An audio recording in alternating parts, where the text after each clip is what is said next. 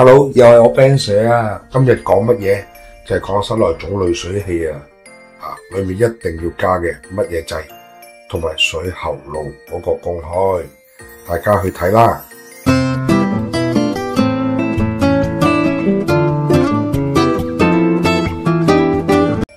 咁個過濾水器有乜用咧？就係將全屋嘅水過濾。但係有時我哋都留意，唔好齋係隻個濾水器經過先有水用。我哋要留意翻，我哋要做埋個bypass就清防嘅。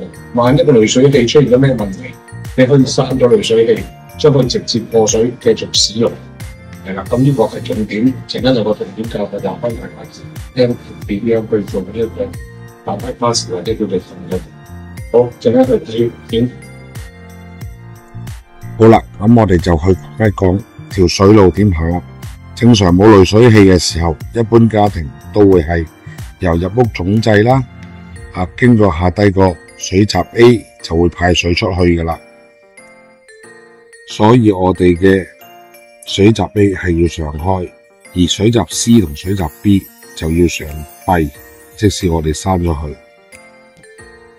好啦，而家我哋就講一講經過濾水器嘅水路係點行，就由我哋嘅入屋總掣入嚟啦，跟住就啲水上咗個水閘掣 C， 咁就要上開嘅，跟住就經過濾水器啦，再入翻嚟水閘掣 B 都要上開嘅，跟住落翻嚟就派水啦。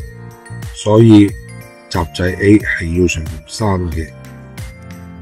所以根據頭先我哋睇咗兩條水路，你就明白唔可以淨係靠濾水器嗰度過水，因為萬一濾水器嗰邊故障，或者你想更換濾水器，你冇bypass，即是我哋所講嘅閘掣 A， 你就唔可以繼續供水俾你後邊所有嘅水路繼續使用先。所以記得做bypass啊！